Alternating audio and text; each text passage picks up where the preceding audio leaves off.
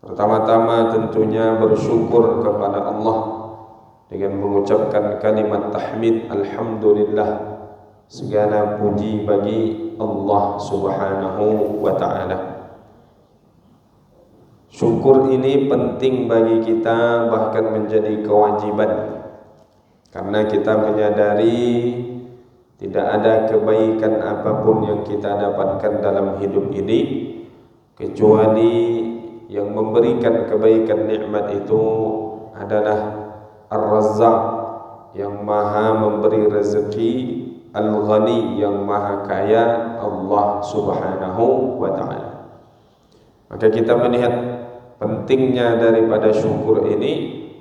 Allah Subhanahu wa ta'ala memulai daripada suratul Fatihah, surah pembuka dari Al-Quran. Setelah Bismillahirrahmanirrahim, Allah pun melanjutkan dengan Alhamdulillahi Rabbil Alamin. Maka mudah-mudahan kita termasuk abdan syakura, hamba Allah yang pandai mensyukuri nikmat Allah. Qaliluha wa kathiruha, nikmat yang sedikit apatah lagi dengan nikmat yang banyak. Bersalawat pula kita kepada baginda Rasulullah Asy-Syafi'ul Musyaffa', yang kita harapkan syafaatnya di akhirat nanti dengan melafazkan Allahumma salli ala sayyidina Muhammad wa ala ali sayyidina Muhammad. Mudah-mudahan kita termasuk di antara umat beliau yang insya-Allah mendapat syafaat pertolongan dari Rasulullah di akhirat nanti. Jadi kita sudah berada di pertengahan bulan Safar. Artinya tidak lama lagi, beberapa hari ke depan kita akan masuk di bulan apa Bu setelah bulan Safar? Bulan Rabiul Awal. Kami taunya awal bulan Ustaz, karena suami gajian. Bulan Rabiul Awal adalah bulan Maulid, ya, bulan kelahiran Nabi sallallahu alaihi wasallam. Maka siap-siap ibu-ibu kita ini untuk acara peringatan Maulid Nabi sallallahu alaihi wasallam. Siapkan kue terbaiknya. Kalau tahun lalu bolu, tahun ini yang lebih mantap lah sedikit, ada peningkatan, ya Bu.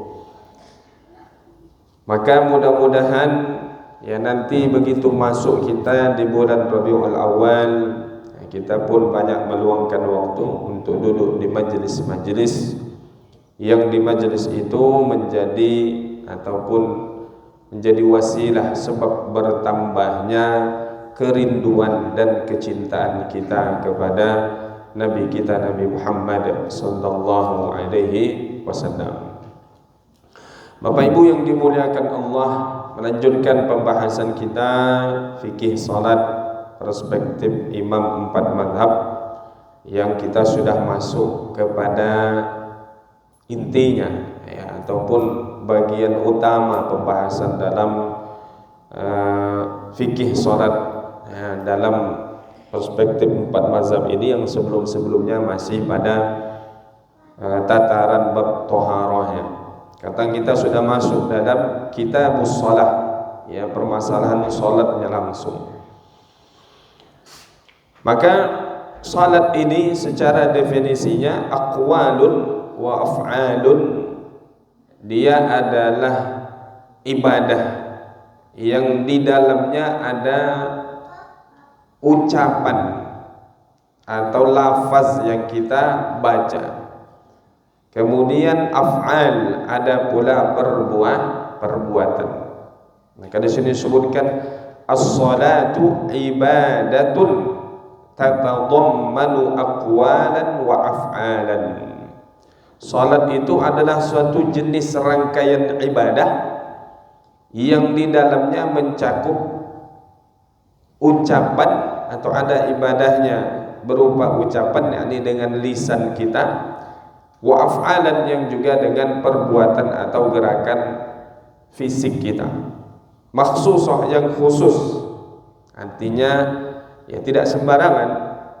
Kita sholat ini ada bacaan-bacaan khusus, ada gerakan-gerakan khususnya.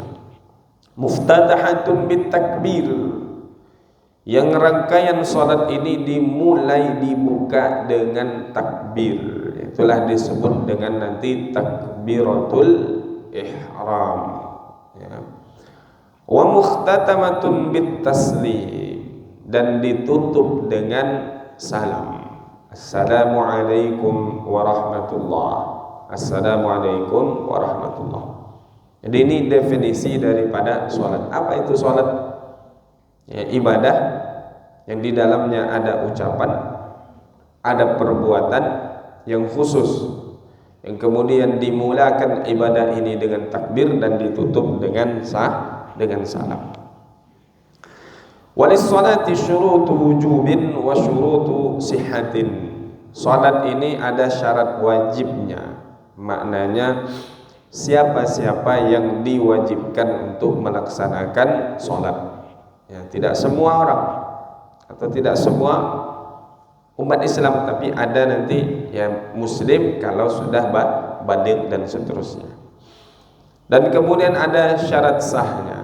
Artinya kalau tidak terpenuhi syarat sah ini, berarti tidak sahlah salatnya. Wa arkan, ada rukunnya pula. Rukun ini tiang penyangga. Artinya kalau tak ada rukun, tak ada tiang ini, roboh masjid ini. Berarti kalau tidak terpenuhi rukunnya, berarti rusaklah salatnya. Wa makruhat, dia dibahas dalam pembahasan salat ini, ada juga yang makruhnya. Artinya perkara-perkara yang sebaiknya dihindari ketika sedang salat. Tak sampai membatalkan salat, tapi mempengaruhi kepada kualitas nilai daripada salat kita tersebut.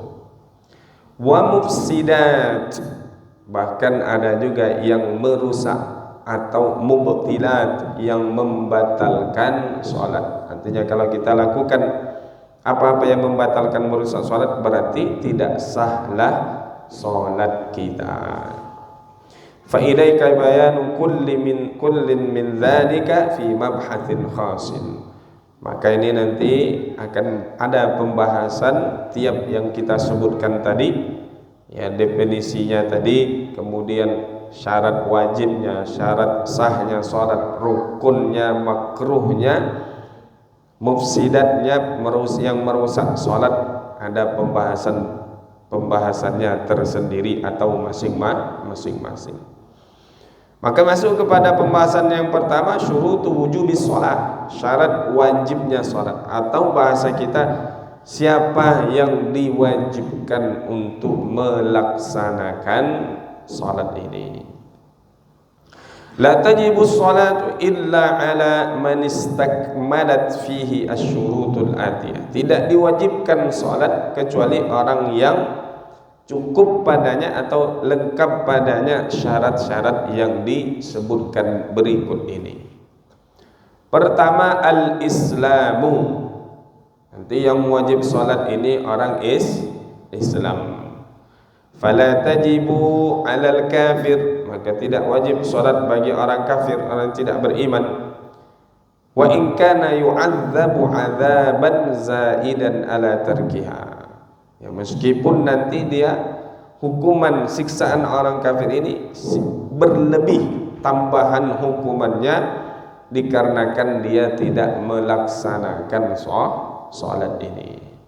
Jadi seorang Islam muslim bahasa kita, itu yang wajib salat. Nanti kalau ada muslim dia tidak salat, dipertanyakan keislaman. Maka dalam suatu riwayat Nabi mengatakan, yang membedakan seorang muslim dan tidak muslim, seorang mukmin dan tidak mukminnya adalah as-shalah, adalah salatnya. Maka dikhawatirkan orang yang meninggalkan salat ini ya nanti tidak lagi beriman. Bahkan Kalau dia meninggalkan salat, ditanya kenapa tak salat? Salat tak wajib. Dia meyakini dengan benar bahawa salat itu tak wajib, walaupun KTP-nya Islam, berarti dia sudah keluar dari ajaran agamanya Rasulullah sallallahu alaihi wasallam. Kalau dia benar-benar meyakini salat itu tidak wajib, karena itu dia tidak salat, dia sudah kafir, keluar dari ajaran Rasulullah. Tapi kalau dia tidak salat karena malas, maka dia fasik, ya, orang yang melakukan dosa. Kemudian syarat keduanya al-aqlu, dia berakal. Kalau bahasa kita ya tidak gila, tidak kena gangguan jiwa. Apa orang yang kena gangguan jiwa ni? Apa istilahnya itu? OG, orang ganggu orang dalam, pokoknya itulah, ya. ODGJ, susah juga nyebutnya, ya. Orang dalam gangguan jiwa, ya. Maka tidak diwajibkan salat ini kepada yang orang dalam gangguan jiwa, ya. Idza istamarra jununuhu au ighma'uhu waqtaini mimman yajma'u bainahuma fi salatil jam'i, ya, kalau gilanya ini dalam waktu yang lama atau bahkan dia nanti tidak sadarkan diri, pingsan dalam kadar waktu yang lama sampai dua waktu salat yang itu boleh dijamak, ya. Wa qala asy-Syafi'iyya idza janna aw ughmiya alaihi waqta salatin kamilin tasqutu anhu tilka shalah. Kalau dalam pandangan mazhab Syafi'i, kalau dia gila atau dia tidak sadarkan diri sampai hilangnya atau selesainya satu waktu salat, maka satu waktu salat baginya itu tidak wajib dia salat atau tidak wajib dia kerjakan. Misalnya pingsannya setelah zuhur, bangunnya sudah maghrib, berarti kan lewat asar. Maka orang yang keadaan seperti itu dalam pandangan mazhab Syafi'i, tasqutu anhu tilka shalah, gugur kewajiban salat baginya. Dia tidak sadar ketika masuk waktu salat sampai habisnya waktu salat tersebut. Tapi nanti ada juga jangan sampai nih, kok tak salat subuh?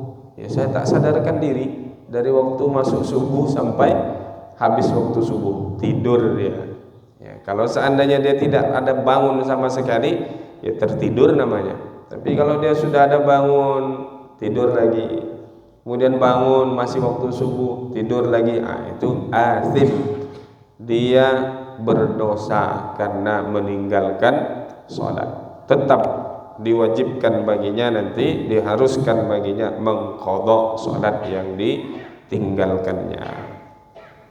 Wa qala al-Hanafi, adapun dalam pandangan mazhab Imam Hanafi atau Imam Abu Hanifah, la tasqutu as-salatu anhu illa idza istamarra al-junun aw al-ighma sittata awqatin.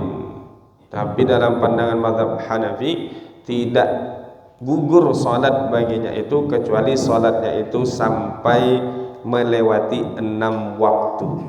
Berarti kalau bahasa kita lebih daripada 1 kali 24 jam.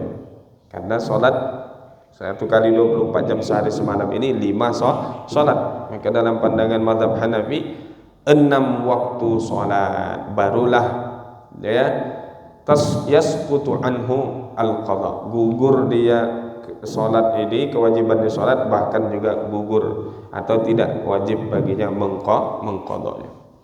Wa dzalika liqaulir Rasul sallallahu alaihi wasallam, apa yang menjadi landasannya sabda Nabi, rufi'al qalam, artinya amal itu, catatan itu tidak ditulis, pena itu diangkat. Kenapa? Ataupun dari siapa tidak dicatat ini? Pertama, adin naimi hatta yastayqidha, orang yang tidur sampai dia bangun.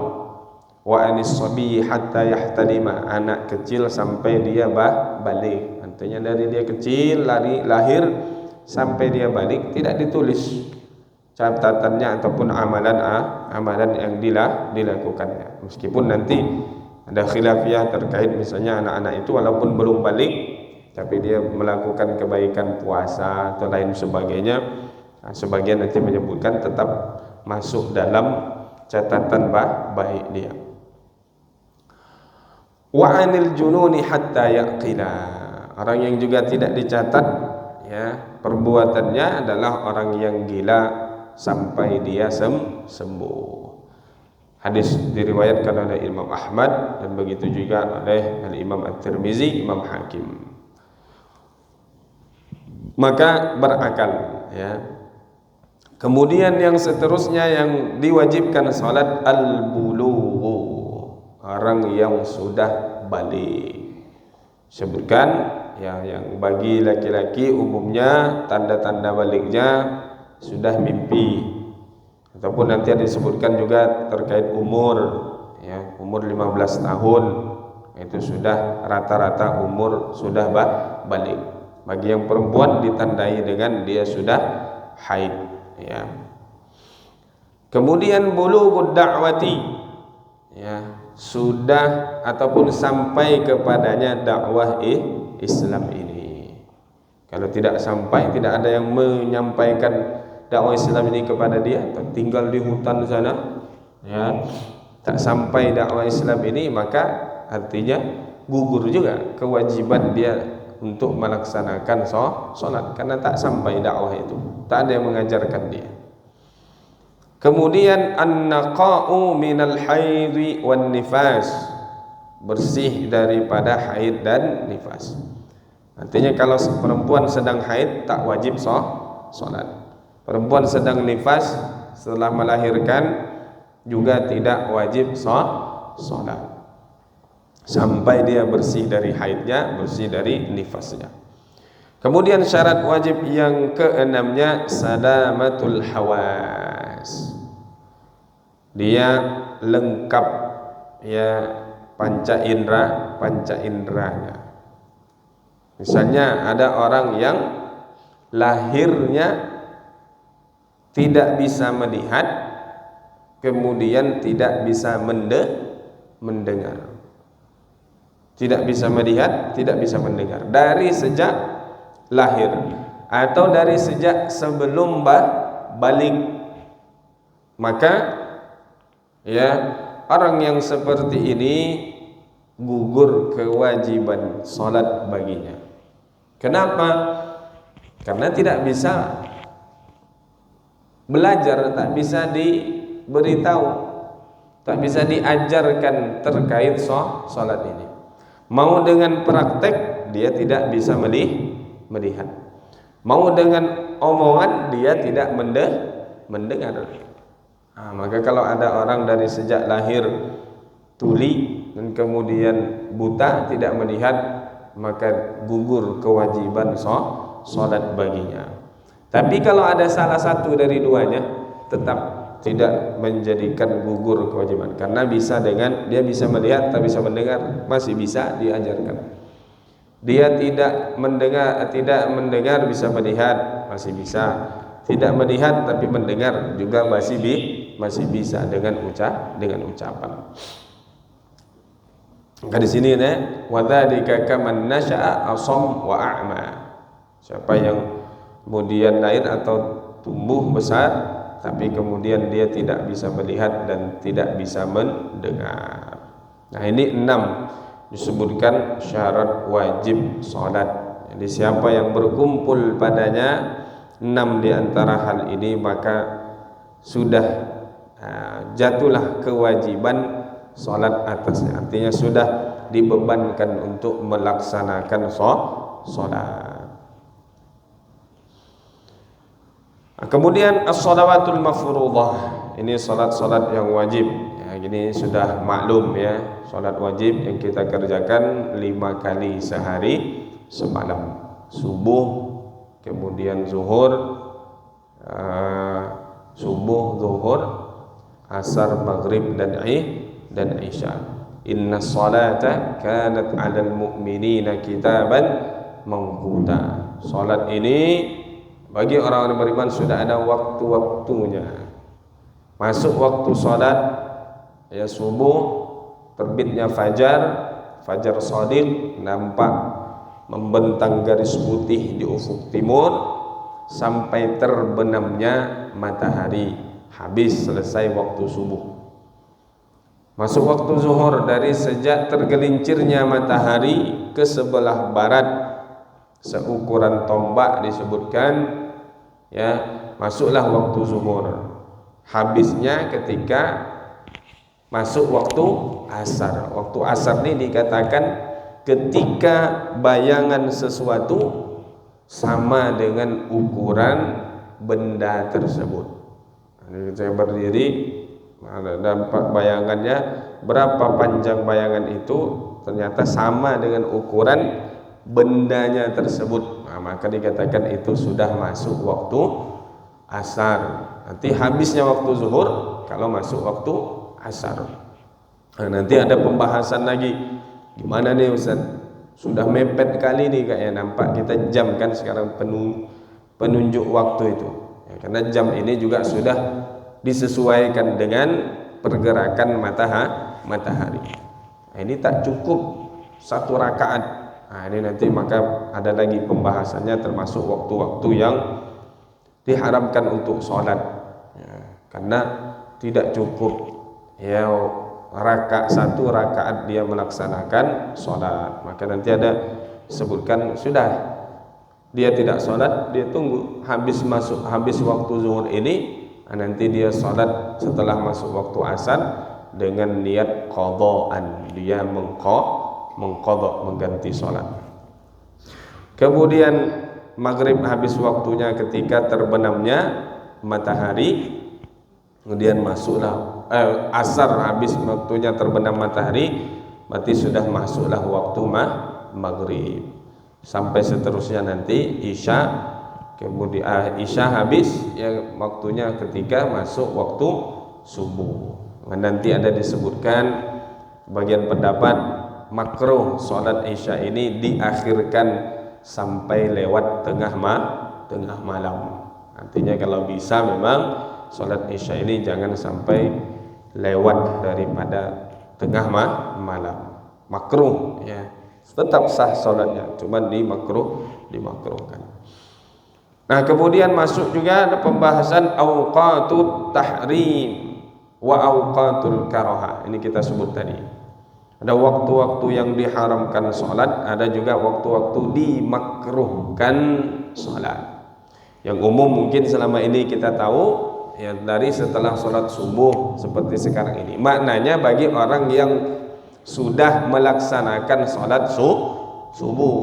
Nah, nanti jangan dianggap bangun orang sudah sholat subuh di masjid, oh tak boleh lagi sholat nih. Nah, itu bagi orang yang belum, yang sudah sholat, artinya tidak boleh sholat sunnah mutlak ya, sholat sunnah yang tidak ada sebab mendahuluinya. Tapi kalau nanti ada sebab yang mendahuluinya, maka boleh dia melaksanakan sholat meskipun di waktu-waktu yang tidak dibolehkan sholat. Apa maksudnya sebab yang mendahuluinya?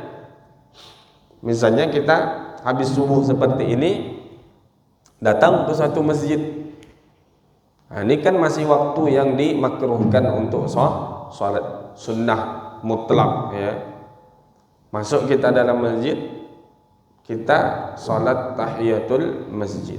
Boleh, kenapa? Karena ada sebab yang mendahului kita untuk melaksanakan sholat tahiyatul masjid. Karena sebabnya apa? Sebab kita masuk masjid. Atau iktikaf kita misalnya setelah subuh seperti ini ya, duduk-duduk ternyata keluar angin, batal wudunya, batal iktikafnya. Kan syarat iktikaf itu harus dalam keadaan suci. Keluar dia pergi ke tempat wudu dia, masuk lagi ke masjid, dia mau salat sunnah wudu, boleh walaupun di waktu yang tidak dibolehkan sholat. Kenapa? Karena ada sebab, yakni dia berwudu, sebab yang mendahulunya. Nanti yang tidak dibenarkan itu adalah salat yang sebabnya itu belakangan. Contoh misalnya ketika mau umrah, ini waktu yang tidak boleh salat. Setelah asar misalnya, kan dia salat sunnah umrah, itu umrahnya belum. Salat sunnahnya duluan, sebab dia salatnya itu kan belakangan, artinya dia umrah. Termasuk tidak dibenarkan, tidak baikkan. Maka nanti biasanya orang-orang melaksanakan umrah ini ya tidak di waktu-waktu yang dilarang tadi. Ya biasanya zuhur dia. Ya, tidak pada waktu ba'da asar atau ba'da salat subuhnya. Ya.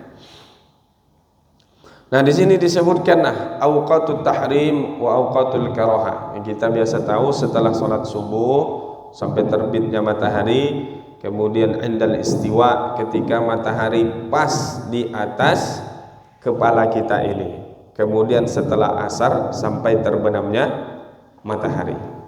Maka di sini pun dijelaskan tuhramus salatu fi thalathi awqatin, diharamkan salat di 3 waktu ini. Illa ma yustathna minha inda ba'dil madhahib, kecuali ada yang pengecualian dalam pandangan beberapa madhab. Pertama, inda tulu'is syamsi hatta tartafi'. Memang waktu yang diharamkan salat itu ketika terbitnya matahari sampai dia meninggi. Nah, kita nih setelah salat subuh masuk waktu terbit, ya kan? Tengok jam terbit hari ini misalnya jam berapa? 6:15 misalnya, atau 6:10 misalnya. Bunyi alarm kita. Tit 6:10. Terbit itu waktu terbit. Nah, itu benar-benar waktu yang diharamkan untuk sholat. Tak boleh sholat. Sampai kapan? Sampai meninggi matahari seukuran tombak. Berapa ini seukuran tombak? Dikaji-kajilah, dibahaslah oleh ulama kita. Ada 2 pendapat yang masyhur. Pendapat pertama menyebutkan tingginya naiknya matahari seukuran tombak itu ukurannya 2,5 derajat atau 2,5 derajat naiknya. Nah, ini bahasannya kajinya ulama falak, ya, ilmu falak. Kemudian pendapat kedua mengatakan meningginya matahari seukuran tombak itu adalah 4 derajat. Jadi 2 pendapat, 2,5 derajat atau 2,5 derajat. Kemudian pendapat kedua 4 derajat. Nah, meningginya matahari, naiknya matahari 1 derajat itu dihitunglah berapa menit. Maka setelah dihitung ternyata 1 derajat naiknya matahari itu kurang lebih 4 menit. Ya. Nah, ini hitung-hitungan nih, matematika. Agak lambat Ustaz kalau belum sarapan pagi ini. Ya. Jadi pendapat pertama tadi berapa derajat naiknya matahari? 2,5 derajat. 2,5 derajat. Kalau 1 derajat 4 menit berarti 10 menit. Nah, berarti dari waktu terbit 6:10. Tunggulah sejenak kurang lebih 10 menit baru sholat. Nah, ini juga nanti diperselisihkan sholatnya apakah memang khusus kalau kita beriktikaf seperti ini misalnya, apakah memang niatnya sholat sunnah isyraq, ya, atau itu juga sholat sunnah duha di awal waktu. Maka ini 2 pendapat ulama. Yang menyebut ya niat sholat sunnah isyraq, ada menyebut sudah niat sholat duha. Ya. 2 pendapat yang kedua tadi 4 derajat. 4 derajat 4 kali 4 16. Berarti dia menunggu selama kurang lebih 16 menit. Nah, mana yang kita pilih? Yang cepat aja lah Ustaz. Ini kan dia pengen selesai i'tikaf, sudah boleh sholat, dan selesai sholat, berangkat lagi ya dengan aktivitasnya. Maka ya, kalau mau ambil pendapat pertama ya kurang lebih 10 menit. Mau agak lama 14 menit. Nah, nanti itu maknanya waktu sudah boleh sholat. Nah, misalkan Bapak Ibu duduknya lebih lama, sholatnya nanti diakhirkan, yang masih mau baca Quran dan lain sebagainya, tak masalah. Jadi tak ada istilahnya apa bahasa kita, wah ini sudah lewat waktu syuruk nih ya, selagi kita beriktikaf. Kan riwayat hadisnya seperti itu. Siapa yang sholat subuh berjamaah, kemudian dia beriktikaf, tidak pulang, tetap berada di dalam masjid, baca Quran kah, zikir kah, doa kah, majelis ilmu kah, intinya hal-hal yang baik yang dikerjakannya, hal-hal yang bermanfaat sampai terbitnya matahari. Maknanya terbit matahari ini ya seperti tadi kita sebutkan, setelah meninggi seukuran tombak. Lalu dia sholat 2 rakaat, kata Nabi SAW. Ini kan tidak disebutkan spesifik sholat apa. Yang jelas sholat 2 rakaat. Maka tadi 2 pendapat, sholat sunnah isyraq atau dia niat sholat sunnah duha juga tidak mengapa, karena dia sudah masuk kebolehan melaksanakan sholat dan sudah masuk awal waktu melaksanakan sholat duha, sudah boleh. Kan waktu sholat duha ya dari sejak terbit meninggi seukuran tombak tadi sampai masuknya waktu zuhur, itu rentan waktu melaksanakan sholat duha. Afdolnya nanti disebutlah ketika matahari sudah terasa menyengat. Anak onta tidak lagi bisa menahan panasnya gurun pasir itu, sehingga anak-anak onta itu sudah berdiri, tak bisa lagi meletakkan lambungnya di atas pasir karena matahari sudah terasa menyengatnya. Nah, itu jam-jam berapa kira-kira? Jam-jam 9 atau jam 10 ya, pokoknya yang terasa sudah panas menyengat matahari. Nah, itu waktu afdalnya salat duha. Nah, maka nanti riwayat-riwayat yang banyak kita jumpai, bahkan riwayat dari Sayyidina Ali ya, bagaimana Nabi ya salat di awal waktu seperti kita sebutkan tadi ya, dari sejak terbitnya matahari salat 2 rakaat. Nanti di waktu afdalnya duha Nabi salat lagi 2, 4 atau 6. Maka nanti diambillah kesimpulan salat duha minimal 2 rakaat, nah, maksimalnya nanti 8 rakaat. Nah, jadi di waktu yang pertama diharamkan sholat adalah ketika terbitnya matahari, awal mula terbitnya sampai meninggi seukuran tombak.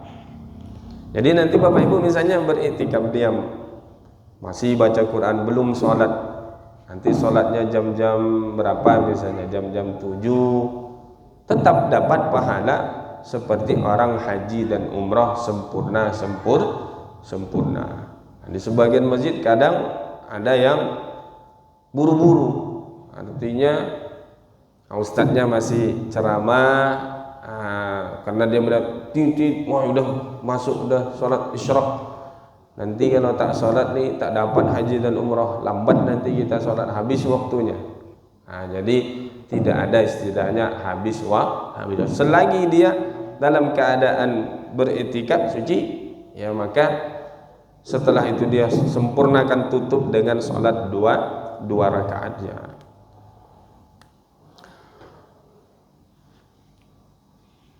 Sawa'un kanat as-salatu fardan aw naflan adaan aw qada'an. Maka di sini disebutkan walaupun salatnya itu salat wajib atau salat sunnah atau salat qada, tetap tidak boleh dilaksanakan di waktu ini. Maka artinya kalau dia tidur dia tak bangun waktu subuh, dia bangun pas terbit matahari, tetap jangan langsung sholat, tunggu dulu sampai meninggi barulah sholat dengan niat qadaan, ya. Kemudian yang kedua, indal istiwa, matahari pas di atas kepala kita, sampai dia tergelincir ke arah barat. Disebutkan juga di sini seukuran tombak juga ada disebutkan, waktunya juga demikian, ya.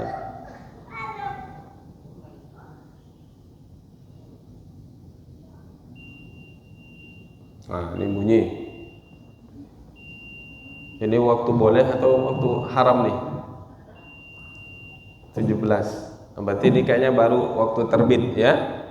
Nah, berarti dari waktu terbit ini kalau kita ingin ambil yang pendapat yang 10 menit pertama, ya udah tunggu agak 10 menit lagi. Masih bisa nahan, Bu.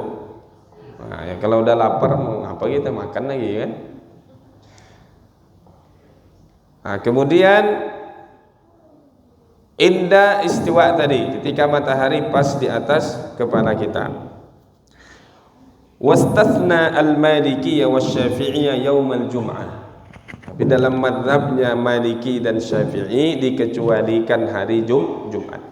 Artinya kalau salat Jumat, ya, boleh dilakukan meskipun di waktu istiwa tersebut, ya.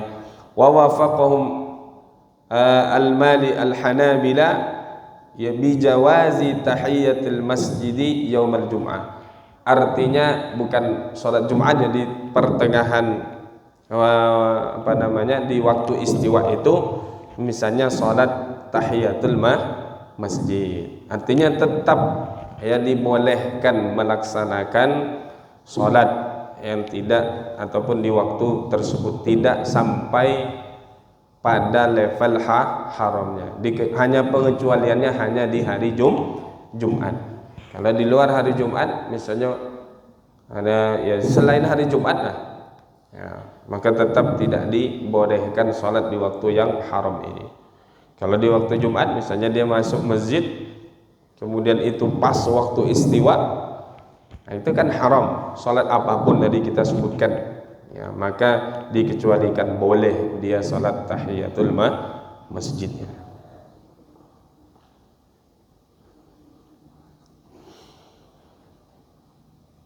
Nah, kenapa disebutkan inna jahannama tusjaru illa yaumal jum'ah. Jadi neraka jahanam itu dikobarkan, nyalakan apinya itu kecuali di hari Jumat, ya. Karena kan itu waktu yang panas, ya, di siang hari pas tengah hari. Riwayat lain disebutkan anna Rasulullah SAW kana yakrahu salata nisfan nahari illa yaumal jum'ah. Nabi membenci, ya, salat pertengahan ketika matahari benar di atas pertengahan di atas kepala kita kecuali di hari Jumat. Artinya di hari Jumat walaupun matahari di atas kepala boleh melaksanakan salat sunnah atau salat yang kita sebutkan tadi. Kemudian yang terakhir, yang ketiga, indasfirari syamsi hatta taghruba, sampai matahari itu ketika matahari itu benar-benar menguning menjelang mendekati waktu dia terbenam. Bihaitsu yastati'u an-nadhiru an-nadhru ilaiha, ya, sehingga ketika menguningnya itu bisa kita untuk melihat matahari. Jadi takarannya itu kan, kalau matahari siang ini kita melihat tak kuat mata kita untuk melihat. Begitu juga waktu asar tetap masih kuat sinarnya. Nah, ketika matahari menguning kita memandangnya itu bisa melihatnya. Nah, ini biasanya istilahnya sunset, ya. Kalau pagi sunrise, kalau sorenya sunset. Ketika matahari terbenam, wah itu pemandangannya indah nampak. Nah, ini biasa dilihat. Apa lebih jelas lagi kalau di di dataran tinggi atau kemudian di tepi pantai. Ketika melihat matahari menguning dan kita bisa memandangnya, tidak kuat pancaran cahayanya, itu waktu yang diharamkan sampai benar-benar terbenam, sudah tidak kelihatan lagi, masuklah waktu maghrib atau masuk waktu malamnya. Nah, itu waktu yang benar-benar diharamkan. Salat apapun tadi kita sebutkan. Ya.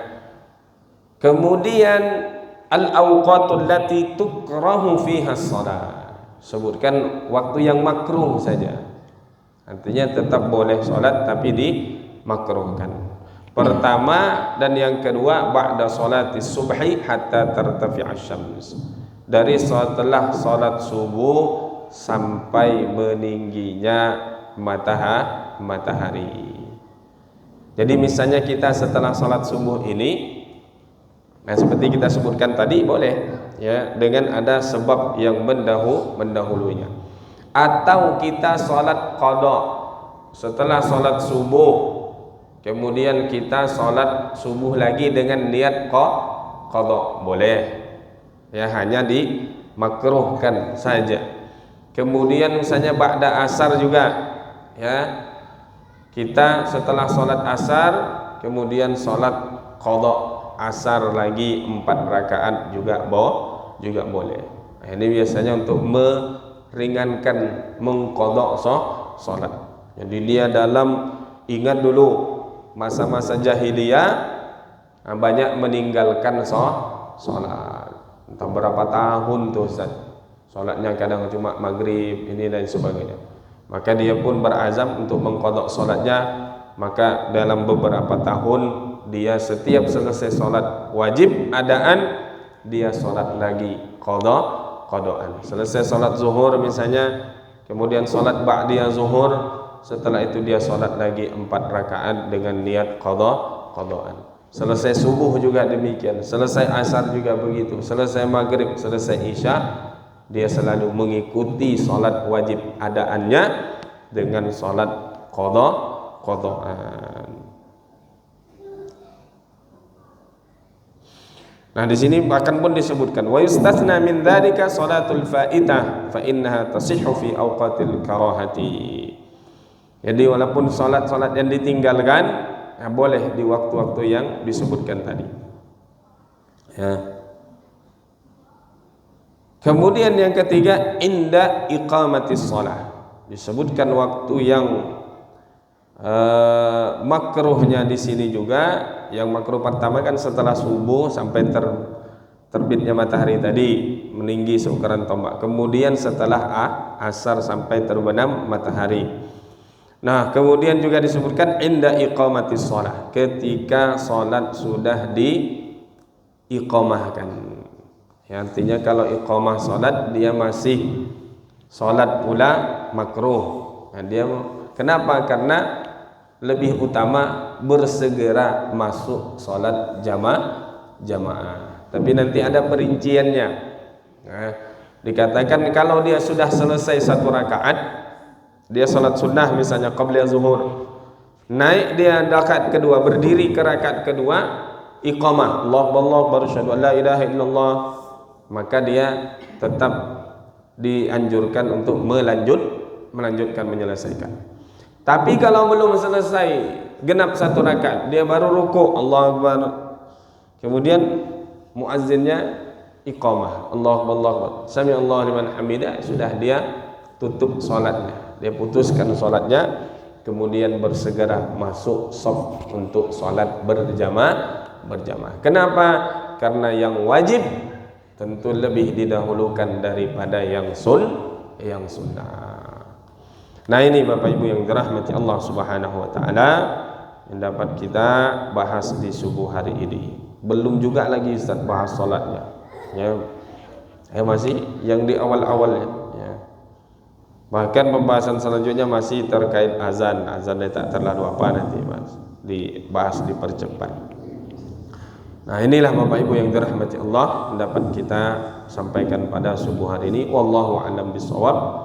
yang benar datanya dari Allah, yang salah dari kami sendiri. Silahkan barangkali ada yang mau ditanyakan. Nah, ini 1 menit lagi dah boleh kita sholat. Kalau melihat pendapat pertama tadi ditambah 10 menit. Ada pertanyaan Bapak Ibu? Ya, silakan Pak. Waalaikumsalam warahmatullahi wabarakatuh. Kita ada sholat tahun-tahun tinggal kan? Ya. Apakah boleh dengan taubat atau diganti? Baik. Banyak bagus itu. Baik, salat yang ditinggalkan ya dengan sengaja. Kalau ditinggalkan karena lupa, ya segera melaksanakan salatnya. Misalnya maknanya lupa ya kita zuhur masuk waktu zuhur, sibuk dengan ini sampai lupa salat udah masuk waktu asar, maka segera ya salat ya di waktu walaupun sudah keluar waktunya tersebut, maka dia niat salat qada dan dia tidak berdosa karena lupa. Tapi karena meninggalkan dengan sengaja, sadar tahu, maka dia berdosa. Dalam pandangan kebanyakan ulama tetap mengharuskan qada, mengganti salat. Ya dibarengi dengan taubat tentunya, beristighfar mohon ampun kepada Allah Subhanahu wa taala. Nah itu tadi kita sebutkan. Tapi Ustaz lupa bilangannya berapa. Ya udah salatlah sebanyak yang kiranya di sejauh mana yang kita ingat pengetahuan kita ya. Misalnya tadi kita sebutkan ada entah berapa tahun banyak memang betul meninggalkan sholat waktu itu. Apa yang paling sering sholat? Ya dah diqada semampu yang dilakukannya, kemudian tetap dibarengi dengan taubat yang sesungguhnya. Atau kemudian nanti dibarengi juga dengan banyak sholat sunnahnya, qabliyah, ba'diyah atau duha, witir dan seterusnya. Karena dikatakan nanti begitu dinilai dilihat sholat kita kurang sholat wajibnya, maka Allah nyuruh malaikat melihat ada enggak sholat sunnahnya untuk menyempurnakan, kalau bahasa kita menambal sholat wajibnya yang kurang tadi. Jadi seperti itu. Tetap pendapat yang banyak diambil oleh ulama kita. Kenapa? Karena dianggap salat yang ditinggalkan itu adalah hutang kita dengan Allah. Namanya hutang ini harus dibayar. Maka nanti disebutkan juga terkait salat kita li hurmatil waqt. Salat karena menghargai daripada waktu salat itu sendiri. Misalnya kita dalam keadaan tidak bisa bersuci. Ya. Ada kondisi keadaan, maka kita tetap sholat dalam keadaan tersebut. Nanti begitu sudah bisa dalam keadaan suci, kita mengganti atau mengulang sholat yang kita kerjakan dalam keadaan tidak suci.